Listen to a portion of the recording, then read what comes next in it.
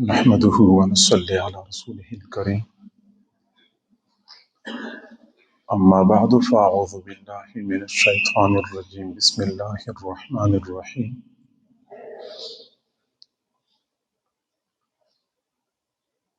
قد أفلح من تزكى وذكر اسم ربه فصلى بل تؤثرون الحياة الدنيا والآخرة خير وأبقى إن هذا لفي الصحف الأولى صحف إبراهيم وموسى. صدق الله العظيم وبلغنا رسوله النبي الكريم ونحن على ذلك لمن الشاهدين والشاكرين والحمد لله رب العالمين. اللهم صل على سيدنا محمد وعلى آل سيدنا محمد وبارك وسلم.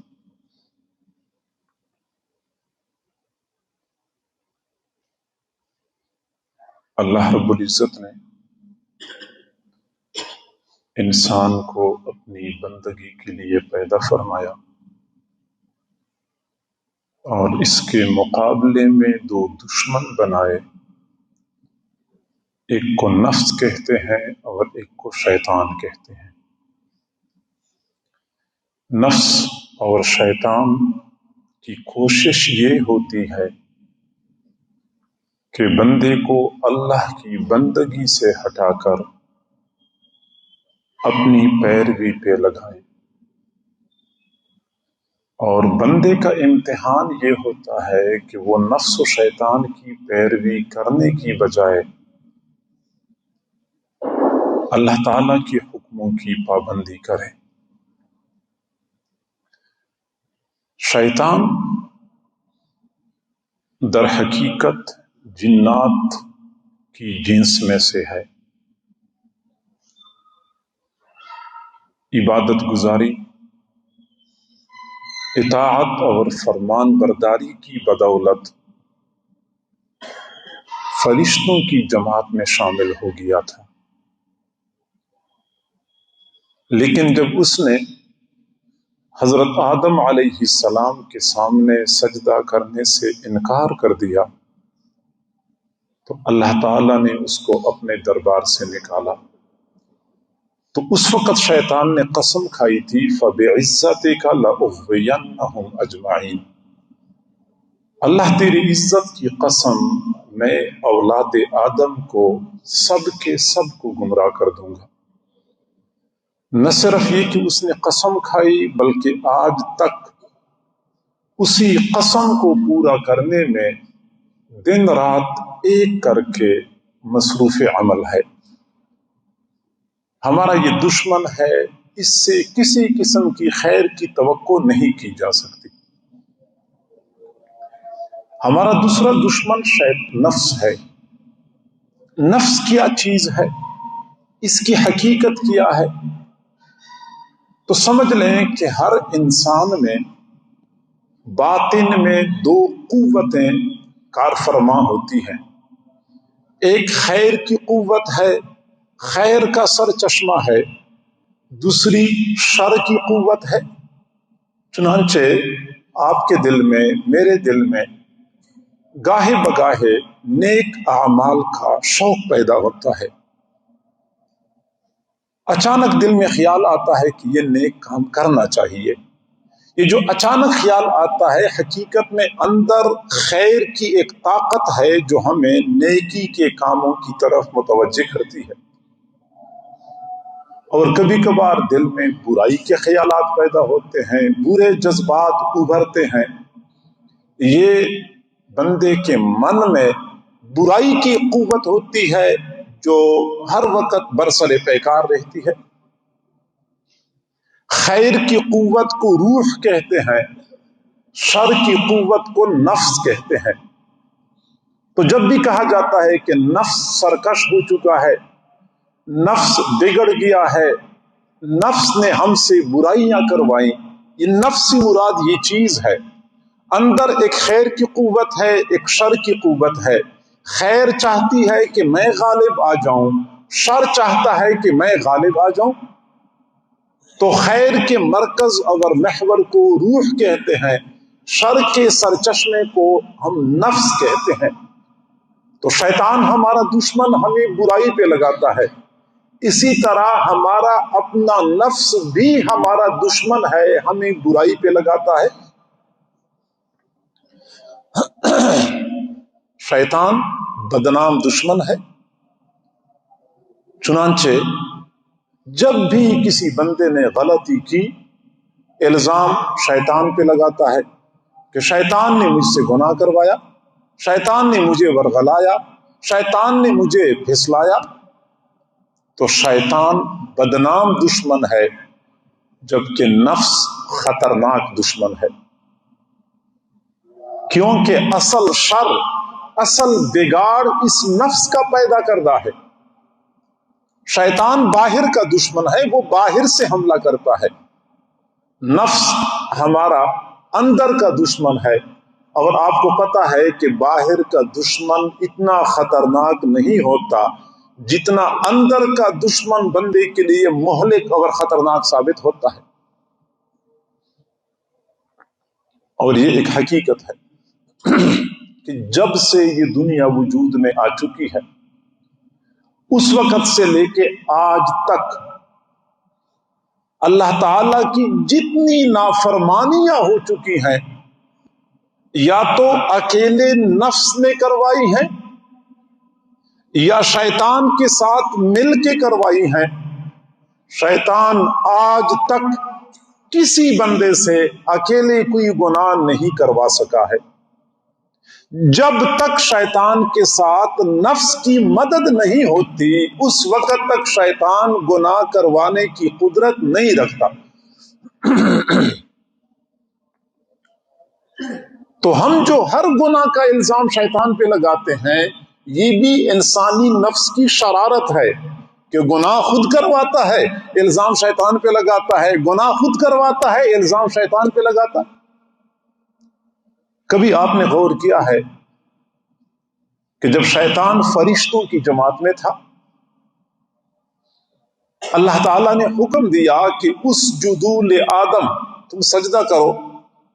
سارے فرشتوں نے سجدہ کیا، شیطان نے سجدہ نہیں کیا۔ شیطان نے بغاوت کی، اللہ کی نافرمانی کی۔ آج تو ہم کوئی گناہ کرتے ہیں، الزام شیطان پہ لگاتے ہیں۔ سوال یہ پیدا ہوتا ہے کہ اس وقت جو شیطان نے اللہ کی نافرمانی کی، شیطان کو کس نے نافرمانی پر ابھارا تھا؟ اس وقت کوئی اور شیطان تو موجود نہیں تھا۔ ظاہری بات ہے کہ شیطان کا اپنا نفس تھا جس نے اس کو اللہ کی نافرمانی پر ابھارا۔ تو ہم یہ کہہ سکتے ہیں کہ نفس اتنا خطرناک دشمن ہے جس نے شیطان کو فرشتوں کی جماعت سے نکال کر اللہ کے دشمنوں میں لا کھڑا کر دیا۔ آج تک شیطان پر لعنت اور پھٹکار برس رہی ہے، اس کے پیچھے اسی نفس کی سرکشی اور شرارت ہے۔ تو شیطان بدنام دشمن ہے، جبکہ نفس خطرناک دشمن ہے۔ یہی وجہ ہے کہ انسان کی بہت ساری باطنی برائیوں کی نسبت نفس کی طرف کی جاتی ہے۔ حسدا من عند انفسہم، حسد کا تعلق نفس کے ساتھ۔ وَلَقَدِ اسْتَكْبَرْتُمْ فِي أَنفُسِكُمْ، تکبر کا تعلق نفس کے ساتھ۔ وَلَكُمْ فِيهَا مَا تَشْتَهِي أَنفُسُكُمْ، شہوات کا تعلق نفس کے ساتھ۔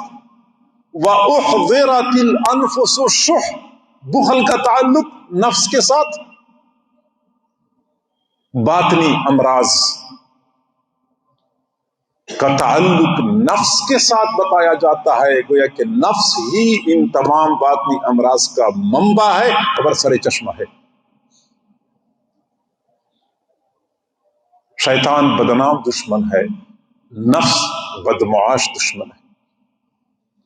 اللہ تعالیٰ نے قرآن پاک میں شیطان کے مکر کو ضعیف فرمایا، ان کید الشیطان کان ضعیفا، شیطان کا مکر تو بہت کمزور ہے، جبکہ نفس کے بارے میں فرمایا ان کیدکن عظیم، تمہارا نفس، تمہارا مکر بہت بڑا۔ نفس انسانی کے مکر کو اللہ نے عظیم فرمایا، شیطان کے مکر کو اللہ نے ضعیف فرمایا ہے۔ ہم یہاں سے اندازہ لگا سکتے ہیں کہ نفس کسی بھی بندے کے لیے کس قدر خطرناک ہو سکتا ہے۔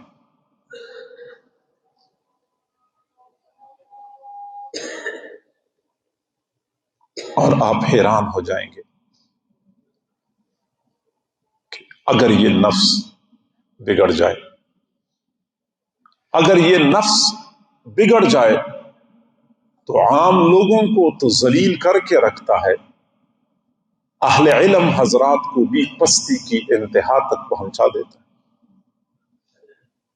عالم کا علم اس کو نہیں بچا سکتا جب تک کہ وہ اپنے نفس کی اصلاح نہ کر لے۔ افرأیت من اتخذ الہہ ہواہ، کیا آپ نے دیکھا ہے اس شخص کو جس نے اپنی خواہشات کو خدا بنایا؟ وَأَضَلَّهُ اللَّهُ عَلَى عِلْمٍ، اللہ نے اس کو علم کے باوجود گمراہ کر دیا۔ نفسانی خواہشات کی پیروی کرنے والے علم کے باوجود گمراہ ہو جاتے ہیں۔ علم نفس کی شرارتوں سے بندے کو نہیں بچا سکتا جب تک کہ نفس کا صحیح طریقے سے تزکیہ نہ کیا جائے۔ حضرات، انبیاء کرام کو اللہ رب العزت نے ڈرایا ہے کہ نفسانی خواہشات کی پیروی نہیں کرنی ورنہ کام خراب ہو سکتا ہے۔ حضرت داؤد علیہ السلام کو اللہ نے فرمایا، یا داؤد انا جعلناک خلیفۃ فی الارض فاحکم بین الناس بالحق، اے داؤد علیہ السلام، ہم نے آپ کو روئی زمین پر اپنا خلیفہ بنایا ہے، آپ لوگوں کے درمیان انصاف کے ساتھ فیصلے کیا کریں۔ ولا تتبع الہوی، نفسانی خواہشات کی پیروی نہیں کرنی، فیضلک عن سبیل اللہ، کیونکہ یہ نفسانی خواہشات آپ کو اللہ کے راستے سے گمراہ کر دیں۔ حضرت داؤد علیہ السلام کو ڈرایا گیا ہے کہ نفسانی خواہشات کی پیروی نہیں کرنی۔ حضرت یوسف علیہ السلام نے فرمایا، وما ابرئ نفسی ان النفس لامارۃ بالسوء، میں اپنے نفس کو پاک پاکیزہ نہیں قرار دیتا، نفس تو برائی کے بارے میں بہت زیادہ حکم کرنے والا ہے۔ حضور صلی اللہ علیہ وسلم خطبہ دیا کرتے تھے، خطبے کے شروع میں فرماتے تھے، وَنَعُوذُ بِاللَّهِ مِن شُرُورِ أَنفُسِنَا، ہم اپنے نفوس کے شرور سے اللہ کی پناہ مانگتے ہیں۔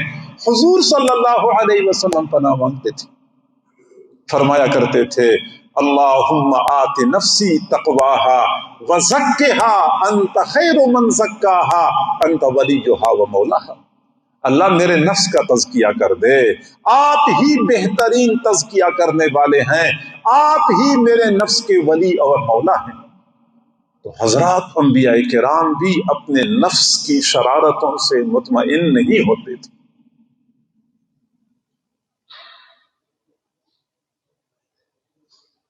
نفس انسانی انتہائی خطرناک۔ ہاں، نفس میں ایک مثبت پہلو جو پایا جاتا ہے وہ یہ کہ شیطان جو ہمارا دشمن ہے اس سے کبھی بھی خیر کی توقع نہیں کی جا سکتی۔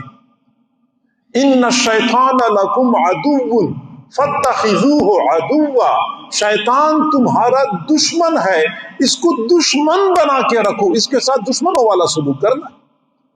اور نفس کے اندر یہ مثبت پہلو ہے کہ اگر اس پر محنت کی جائے، اس کی تربیت کی جائے، اس کا تزکیہ کیا جائے تو یہ سنور جاتا ہے، یہ سدھر جاتا ہے، یہ پھر برائی کی ترغیب دینے کی بجائے نیکی کے کاموں میں معاون بن جاتا ہے۔ یہ نفس کی تربیت اور نفس کا سنوارنا، اگر یہ عمل ہو جائے تو نفس نہ صرف یہ کہ ٹھیک ہو جاتا ہے بلکہ بندے کا مددگار بن جاتا ہے۔ جب ہم نفس پر محنت کرتے ہیں، اس کے اندر جو بری خصلتیں ہیں ان خصلتوں کو نکالنا ہوتا ہے اور اچھی صفات سے اس کو آراستہ و پیراستہ کرنا ہوتا ہے۔ اس کے اندر بخل ہے، وَأُحْضِرَتِ الْأَنفُسُ الشُّحَّ، بخل نکال کے اس کو سخاوت کی صفت سے متصف کرنا ہوتا ہے۔ اس کے اندر تکبر ہے، وَلَقَدِ اسْتَكْبَرْتُمْ فِي أَنفُسِكُمْ، تکبر نکال کے اس کے اندر عاجزی بھرنی ہوتی ہے۔ اس کے اندر حسد ہے، حسدم من عند انفسہم، حسد کو ختم کر کے اس کے اندر خیرخواہی کا جذبہ پیدا کرنا ہوتا ہے۔ وَلَكُمْ فِيهَا مَا تَشْتَهِي أَنفُسُكُمْ، شہوات نفس کے ساتھ وابستہ ہیں، شہوات نکال کے قناعت کے جذبے سے اس کو سرشار کرنا ہوتا ہے، بری خصلتیں نکالنی ہے، اچھی صفات سے آراستہ و پیراستہ کرنا ہے۔ اس عمل کو شریعت کی اصطلاح میں تزکیہ کہا جاتا ہے۔ ہم کہتے تصوف اور تزکیہ، اصلاح اور تزکیہ، یہ تزکیہ کا یہی معنی ہے کہ نفس کے اندر سے بری خصلتوں کو نکالا جائے، اچھی صفات سے اس کو مزین کیا جائے۔ اور یہ تزکیہ اتنا عظیم عمل ہے کہ کسی بھی بندی کی کامیابی دنیاوی اور اخروی فلاح کا دار و مدار نفس کے تزکیہ پر ہے۔ طالب علم کہتا ہے میں کامیاب ہو جاؤں، ملازمت پیشہ بندہ کہتا ہے میں کامیاب ہو جاؤں، کاروباری بندہ کہتا ہے میں کامیاب ہو جاؤں۔ کامیابی کیسے ملے گی؟ قرآن پاک میں اللہ تعالیٰ نے کامیابی کا آسان دستور بتایا، قد افلح من زکاہا، وہ بندہ کامیاب ہو گیا جس نے اپنے نفس کا تزکیہ کر لیا۔ اور آپ حیران رہ جائیں گے کہ میں اگر ممبر پہ بیٹھ کے کوئی بات کروں تو آپ کہیں گے کہ مولانا صاحب نے ممبر پہ بیٹھ کے ایک بات کی ہے، یہ تو جھوٹی نہیں ہو سکتی۔ اگر اللہ تعالیٰ کوئی بات ارشاد فرمائے تو اس کے سچ ہونے میں اور قطعی ہونے میں ایک بال کے برابر بھی کوئی شک اور شبہ نہیں ہوتا۔ پھر اگر اللہ تعالیٰ کوئی بات ارشاد فرمائے اور قرآن میں نازل فرمائے تو اس کی قطعیت اور پختگی اور بڑھ جاتی ہے۔ اور اگر اللہ تعالیٰ قرآن پاک میں ایک حقیقت بیان فرمائے اور اس سے پہلے ایک قسم کھائے تو اس کی پختگی کس قدر بڑھ جاتی ہوگی۔ پھر اگر اللہ تعالیٰ 2 قسمیں کھائیں، 3 قسمیں کھائیں تو اس کے ٹھوس پن میں کتنا اضافہ ہوتا ہوگا۔ اللہ تعالیٰ نے قرآن مجید فرقان حمید میں ایک ایسی حقیقت بیان فرمائی ہے جس کو بیان کرنے سے پہلے اللہ تعالیٰ نے 1 نہیں، 2 نہیں، 5 نہیں، بلا مبالغہ 11-12 قسمیں کھائی ہیں۔ 11-12 قسمیں کھانے کے بعد اللہ نے ایک حقیقت بیان فرمائی ہے، والشمس وضحاها، والشمس وضحاها، والقمر اذا تلاها، والنہار اذا جلاها، واللیل اذا یغشاها، والسماء وما بناها، والارض وما طحاها، ونفس وما سواها، فألہمها فجورها وتقواها، قد افلح من زکاها۔ وہ سورج کی قسم، چاند کی قسم، دن کی قسم، رات کی قسم، زمین کی قسم، آسمان کی قسم، قسمیں کھاتے کھاتے اللہ نے آخر میں فرمایا کہ تحقیق وہ بندہ کامیاب ہو گیا جس نے اپنے نفس کا تزکیہ کر لیا۔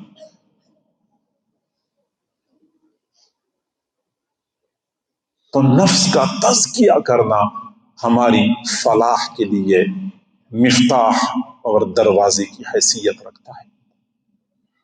ہمیں چاہیے کہ ہم اپنے نفوس کے تزکیے کے لیے فکر مند ہو جائیں۔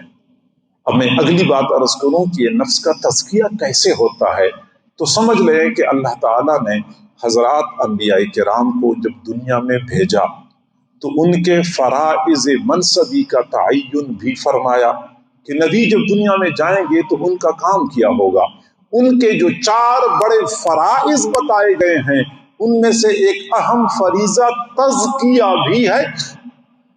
حضرت ابراہیم علیہ السلام نے اللہ تعالیٰ سے دعا مانگی، ربنا وابعث فیہم رسولا من انفسہم یتلو علیہم آیاتہ ویزکیہم ویعلمہم الکتاب والحکمہ وان کانوا من قبل لفی ضلال مبین۔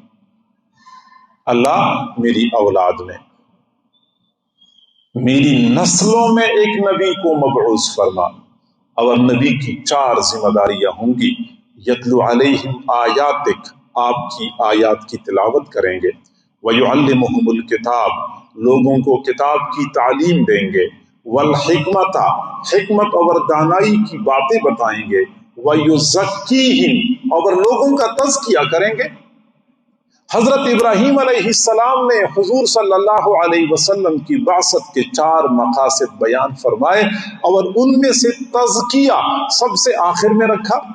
اللہ تعالیٰ نے آپ صلی اللہ علیہ وسلم کی بعثت کے وہی 4 مقاصد بیان فرمائے، لیکن تزکیہ کو چوتھے نمبر سے اٹھا کے دوسرے نمبر پہ ذکر فرمایا۔ لقد من اللہ علی المؤمنین اذ بعث فیہم رسولا من انفسہم یتلو علیہم آیاتہ ویزکیہم ویعلمہم الکتاب والحکمہ۔ سب سے پہلے آیات کی تلاوت، پھر اس کے بعد تزکیہ، پھر اس کے بعد تعلیم الکتاب اور تعلیم الحکمت۔ اللہ رب العزت نے ترتیب کیوں بدل دی؟ ترتیب اس لیے بدل دی کہ ابراہیم علیہ السلام کی ترتیب میں تعلیم الکتاب مقدم، کتاب اللہ کی تعلیم پہلے، تزکیہ بعد میں۔ اللہ نے فرمایا کہ نہیں، تزکیہ پہلے، کتاب اللہ کی تعلیم بعد میں، کیونکہ جب تک تزکیہ نہیں ہوگا کتاب اللہ کی تعلیم مفید ہی نہیں ہوگی۔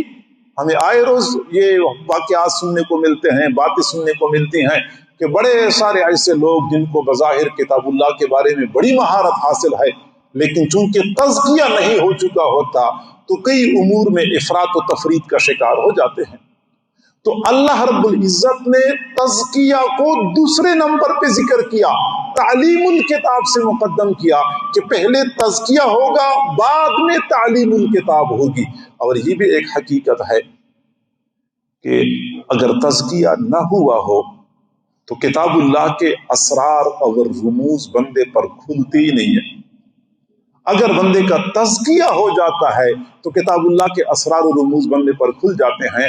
لا یمسہ الا المطہرون، کتاب اللہ کے اسرار اور رموز تک رسائی حاصل نہیں کر سکتے مگر وہ لوگ رسائی حاصل کر سکتے ہیں جو اندر سے پاکیزہ ہوتے ہیں۔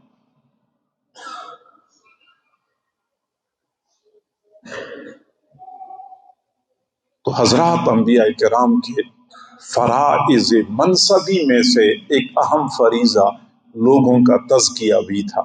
تزکیہ ضروری ہے۔ تزکیہ کرنے کے لیے ہمیں 2 کام کرنے پڑتے ہیں۔ نفس کی اصلاح کرنے کے لیے ہمیں 2 کام کرنے پڑتے ہیں۔ پہلا کام کہ ہم نفس سے مجاہدہ کروائیں،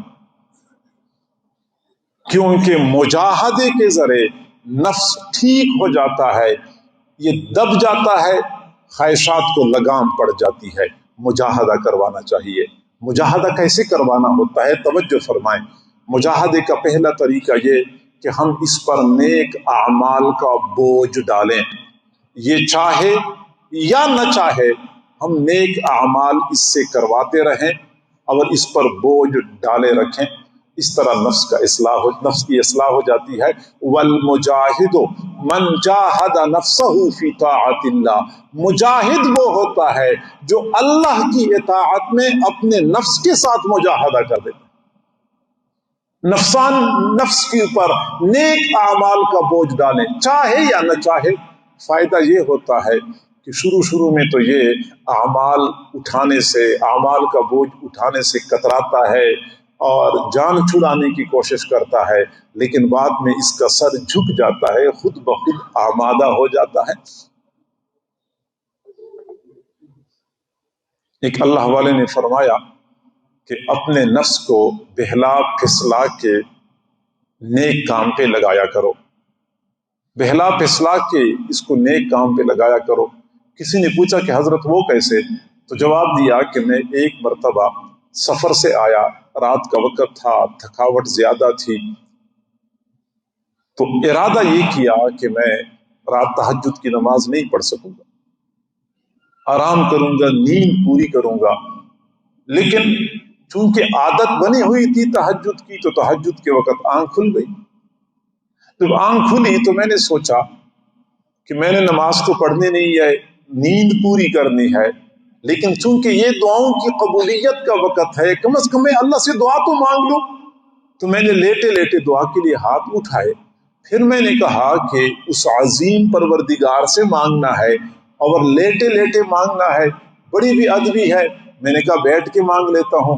میں بیٹھ گیا، اب دوبارہ دعا کے لیے ہاتھ اٹھائے، پھر میں نے کہا کہ اس عظیم، اس پاک پروردگار سے مانگنا ہے اور بے وضو مانگنا ہے، وضو کر کے مانگ لیتا ہوں۔ میں نے جب وضو کر لیا، پھر واپس آ رہا تھا، مصلی بچھا ہوا تھا، میں نے کہا مصلی بچھا ہوا ہے، 2 رکعت نماز پڑھ کے اللہ سے مانگ لیتا ہوں۔ اور جس رات میں نے اپنے ساتھ عزم کیا تھا کہ میں تہجد نہیں پڑھوں گا، آرام پورا کروں گا، اسی رات میں نے 8 رکعت تہجد کی نماز پڑھ لی، پھر اس کے بعد اللہ تعالیٰ سے دعا مانگی۔ نفس کو بہلا پسلا کے کام پہ لگانا ہوتا ہے۔ تو پہلا طریقہ تو یہ ہے کہ ہم نفس پر نیک اعمال کا بوجھ ڈالیں، یہ مجاہدہ کروائیں۔ دوسرا طریقہ یہ ہے کہ نفسانی خواہشات کی خلاف ورزی کریں، یہ مجاہدہ کروائیں، چونکہ نفسانی خواہشات ہی بندے کو اپنا غلام بنا دیتی ہیں اور بندے کو ذلیل کر کے رکھ دیتی ہیں۔ ایک اللہ والے نے فرمایا کہ اس دنیا میں اللہ تعالی کے بعد سب سے زیادہ پرستش اور عبادت جس کی گئی ہے وہ نفس ہے، اور اللہ تعالی کی منشا کے بعد سب سے زیادہ جس کی چاہت کو پورا کیا گیا ہے وہ نفس ہے۔ بلکہ میں تو یہ کہوں گا تو غلط نہیں ہوگا کہ اللہ تعالیٰ کی چاہت سے زیادہ نفس کی چاہت کو پورا کرنے میں انسان مگن ہے۔ لوگ دن رات ایک کر کے اسی تگ و دو میں لگے ہوئے ہیں کہ نفس جو چاہتا ہے ہم نے وہی کرنا ہے، کھانا ہو، پینا ہو، لباس ہو، سواری ہو، عیش و عشرت ہو، نفس کی جیسی چاہت ہے ہم نے وہی کرنا ہے۔ نفسانی خواہشات کو پورا کرتے ہوئے لوگ پاگل ہو چکے ہیں، نہ مستقبل کو دیکھتے ہیں، نہ اپنے مقام اور مرتبے کو دیکھتے ہیں، نہ اپنی جیب اور حیثیت کو دیکھتے ہیں۔ بس نفس نے جس چیز کا مطالبہ کیا بس اس کو پورا کرنے کے لیے پاگلوں کی طرح آگے بڑھ رہے ہوتے ہیں۔ کئی مرتبہ نفسانی خواہشات کو پورا کرتے ہوئے بندہ اپنے مقام اور مرتبے کو کھو بیٹھتا ہے، ذلت اور رسوائی اسی کا مقدر ہو جاتی ہے۔ کبھی کبھار اس کا مستقبل تباہ و برباد ہو جاتا ہے نفسانی خواہشات کی پیروی کرتے ہوئے، کبھی کبھار اس کی معیشت برباد ہو جاتی ہے، گھر تباہ ہو جاتے ہیں۔ نفسانی خواہشات نے دنیا کے اندر فساد برپا کر رکھا۔ تفسیر روح المعانی میں لکھا ہوا ہے، حضور صلی اللہ علیہ وسلم نے حضرات صحابہ کرام کو فرمایا، اے میرے صحابہ، تم ایسے دوست کے بارے میں کیا کہتے ہو جس کو تم اچھا کھلاؤ، اچھا پلاؤ، اچھا پہناؤ، یہ تمہاری ذلت کا ذریعہ بن جائے، تم اس کو بھوکا پیاسا رکھو، تمہاری عزت کا ذریعہ بن جائے۔ صحابہ کرام نے کہا اللہ کے نبی بہت برا دوست ہے، ہم اس کو اچھا کھلائیں، اچھا پلائیں، ہماری ذلت کا ذریعہ بن جائے، ہم اس کو بھوکا پیاسا رکھیں، ہماری عزت کا ذریعہ بن جائے۔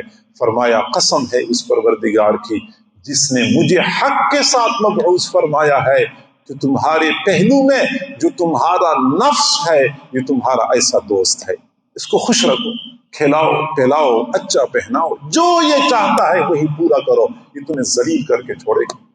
اس کو بھوکا پیاسا رکھو گے یہ تمہاری عزت اور سرخری کا ذریعہ بنے گا۔ اور یہی کچھ ہمیں اپنی کھلی آنکھوں سے نظر آتا ہے۔ تو نفسانی خواہشات کی پیروی کی بجائے ہم ان خواہشات کو دبائیں، یہ دوسرا مجاہدہ ہو گیا، یہ دوسرا مجاہدہ، یہ جو کچھ ہاں ایک بات سمجھ لیں کہ حضور صلی اللہ علیہ وسلم نے فرمایا وَإِنَّ لِنَفْسِكَ عَلَيْكَ حَقًّا، آپ کے نفس کا آپ پر حق ہے۔ اب اس سے مجاہدہ کروانے کا یہ معنی ہرگز نہیں ہے کہ انسان اپنے نفس کی جائز ضروریات کو بھی پورا نہ کرے، اس کی جائز چاہتوں کو بھی پورا نہ کرے، نہیں، جو کچھ شریعت کے دائرے میں ہوتا ہے اس کو پورا کرنے میں کوئی حرج نہیں ہے۔ لیکن جب بندہ اس کی خواہشات، ہر خواہش کو پورا کرنے میں پڑ جاتا ہے، وہاں نقصان ہو جاتا ہے۔ اب یہاں ایک نکتہ سمجھ لیں کہ اب ہمیں کیسے پتہ چلے کہ نفس کا یہ مطالبہ ہے یہ نفسانی خواہشات کی زمرے میں آتا ہے یا نفس کا مجھ پہ حق ہے، اب یہ مجھے کرنا چاہیے کیونکہ نفس کا حق ہے، یا یہ نفسانی خواہشات کی زمرے میں آتا ہے مجھے چھوڑ دینا چاہیے۔ اب یہ بات سمجھنے کے لیے 2 + 2 4 اس کا کوئی قاعدہ دنیا میں موجود نہیں ہے۔ پھر ایسی باتوں کو سمجھنے کے لیے شیخ اور مرشد کی ضرورت پڑتی ہے۔ پھر بندہ یہ کہتا ہے کہ حضرت میرے پاس کچھ وسائل ہیں، میرے پاس ایک چھوٹی گاڑی بھی ہے، لیکن دل چاہتا ہے کہ چھوٹی گاڑی کی بجائے بڑی گاڑی خرید لوں۔ پھر شیخ بندے کی رہنمائی کرتا ہے کہ اب یہ بڑی گاڑی آپ کی ضرورت ہے، آپ کے نفس کا آپ پر حق ہے، یہ خرید لو، یا پھر وہ یہ کہہ دیتا ہے کہ یہ نفسانی خواہشات کا چکر ہے، اس کو چھوڑ دو، اپنی چھوٹی گاڑی سے آپ کی ضرورت پوری ہو سکتی ہے۔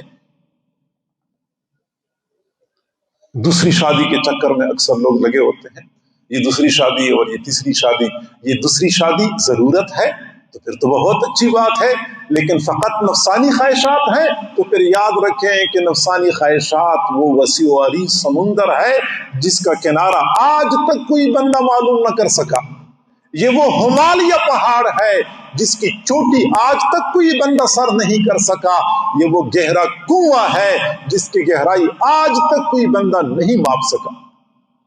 ہم یہ سمجھتے ہیں کہ نفس کی یہ خواہش پوری کر لیں گے تو وہ راضی ہو جائے گا، ابھی ہم نے وہ خواہش پوری نہیں کی ہوتی کہ ایک اگلی خواہش سر اٹھا لیتی ہے، ہم وہ پوری کرتے ہیں تو پھر ایک اگلی خواہش سر اٹھا لیتی ہے۔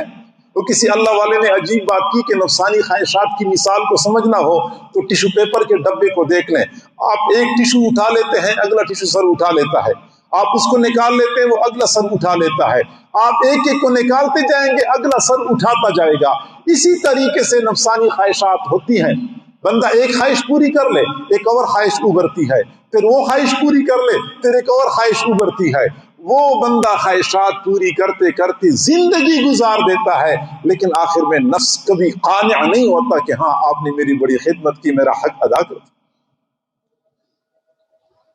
تو یہ اگلا کام ہو گیا کہ ہم خواہشات کو پورا کرنے میں نفسانی خواہشات کی پیروی نہ کریں بلکہ خواہشات کو دبائیں، یہ دوسرا طریقہ ہو گیا۔ اور تیسرا طریقہ جیسے میں نے پہلے عرض کیا کہ اللہ تعالیٰ نے حضرات انبیاء کرام کو دنیا میں مبعوث فرمایا، تو انبیاء کرام کے فرائض منصبی میں سے ایک اہم فریضہ تزکیہ بھی تھا۔ حضرات انبیاء کرام تو دنیا سے چلے گئے لیکن ان کا وہ سلسلہ آج بھی دنیا میں جاری و ساری ہے۔ حضرات مشائخ صوفیاء نے اسی ذمہ داری کو سنبھالا، اسی فریضے کو پورا کرنے کے لیے آج تک مصروف عمل ہیں، وہ اپنے مریدین اور متوسلین کا تزکیہ کرتے ہیں، ان کی نفوس کی تربیت کرتے ہیں، بری صفات سے ان کو چھٹکارا دے کر اچھی صفات سے آراستہ و پیراستہ کرتے ہیں۔ پھر ہمیں کسی اللہ والے کا دامن تھامنا ہوتا ہے، کیونکہ نفس کی اصلاح میں اللہ والوں کی صحبت کا زبردست عمل دخل ہوتا ہے۔ کئی مرتبہ ایسا ہوتا ہے کہ بندہ اپنے آپ کو بڑا پاک پاکیزہ سمجھتا ہے اور بڑا نیک سمجھتا ہے، اور وہ یہ کہتا ہے کہ شاید میرے اندر ایسی کوئی کمی ہے ہی نہیں جس کی اصلاح کی ضرورت ہو۔ وجہ اس کی یہ ہے کہ ایک تو شیطان بندے کی برائیاں بندے کے سامنے نہیں آنے دیتا، بلکہ شیطان بندے کی برائیوں کو اس کے سامنے مزین کر کے رکھ دیتا ہے۔ قرآن پاک میں اللہ تعالیٰ نے یہی حقیقت بیان فرمائی ہے کہ بندہ برے اعمال کرتا ہے، شیطان تھپکی دیتا ہے کہ آپ نے ٹھیک کام کیا ہے، کون سا غلط کام کیا ہے، شیطان کوئی توجیہ بندے کے دل میں ڈال دیتا ہے، اپنے اندر کی خرابیاں اور مذمومات بندے کو محسوس ہی نہیں ہوتی، بندہ اپنے آپ کو بڑا اعلیٰ پائے کا متقی اور صفات حمیدہ کا حامل سمجھتا ہے، لیکن جب کسی اللہ والے کے ساتھ وابستہ ہو جاتا ہے، پھر اللہ والے ایک ایک برائی کی نشاندہی کرتے ہیں اور اس بری صفت کو نکالتے ہیں، ختم کرتے ہیں، اچھی صفت بندے کے اندر منتقل کرتے ہیں۔ ایک ایک صفت کے ساتھ جب یہ کام چلتا ہے، پھر پتہ چلتا ہے کہ یا اللہ یہ تو بڑا سارا کام تھا میرے اندر۔ مصحفی ہم تو سمجھتے تھے کہ ہوگا کوئی زخم، مصحفی ہم تو سمجھتے تھے کہ ہوگا کوئی زخم، تیرے دل میں تو بہت کام رفو کا نکلا۔ ایک بڑا کام پھر نکل آتا ہے۔ حضرت ابو ذر غفاری رضی اللہ تعالی عنہ نے ایک مرتبہ حضرت بلال رضی اللہ تعالی عنہ کو فرمایا، یا ابن السودا، اے کالی عورت کے بیٹے، کسی بات پہ ناراض ہو گئے، اے کالی عورت کے بیٹے۔ حضرت بلال نے حضور صلی اللہ علیہ وسلم کو شکایت لگائی کہ اللہ کے نبی، مجھے ابو ذر غفاری نے طعنہ دیا ہے، بخاری شریف کے روایت، ابو ذر غفاری نے طعنہ دیا ہے، مجھے کہا ہے کہ کالی عورت کا بیٹا۔ تو حضور صلی اللہ علیہ وسلم نے ابو ذر غفاری کو بلایا، فرمایا، یا ابا ذر اعیرتہ بامہ، کیا آپ نے یہ طعنہ دیا ہے؟ اللہ کے نبی، یہ غلطی تو میں کر چکا ہوں، اعتراف کر لیا۔ تو حضور نے فرمایا، انک امرؤ فیک جاہلیۃ، آپ کے اندر جاہلیت والی باتیں پائی جاتی ہیں، جاہلیت والی باتیں پائی جاتی ہیں۔ علامہ کرمانی رحمہ اللہ نے فرمایا کہ حضرت ابو ذر غفاری نے عرض کیا کہ اللہ کے نبی، میں نے اتنا عرصہ ایمان کی حالت میں گزارا، اب بھی میرے اندر جاہلیت کی باتیں ہیں؟ فرمایا، ہاں، اب بھی آپ کے اندر یہ جاہلیت کی بات پائی جاتی ہے۔ حضرت مولانا رشید احمد گنگوئی رحمہ اللہ نے اسی حدیث کے ضمن میں فرمایا ہے کہ جی ہاں، کسی بھی مرید کے اندر جو باطنی برائیاں ہوتی ہیں، بری صفات ہوتی ہیں، کئی مرتبہ اس کی نگاہوں سے اوجھل ہوتی ہیں، شیخ اور مرشد نے نشاندہی کرنی ہوتی ہے کہ آپ کے اندر یہ برائی پائی جاتی ہے اور یہ برائی پائی جاتی ہے۔ لہٰذا مشائخ کا پھر یہ کام ہے کہ وہ نفوس کا تزکیہ کرتے ہیں۔ ہمیں چاہیے کہ ہم کسی اللہ والے کا دامن تھام لیں، اور جنہوں نے تعلق جوڑا ہوا ہے وہ اپنے تعلق کو مضبوط بنائیں۔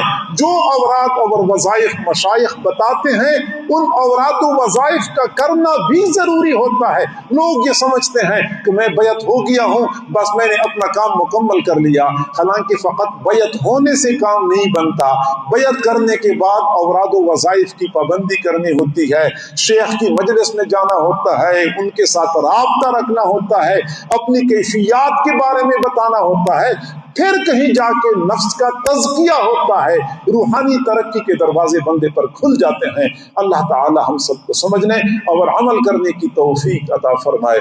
وآخر دعوانا ان الحمد للہ رب العالمین۔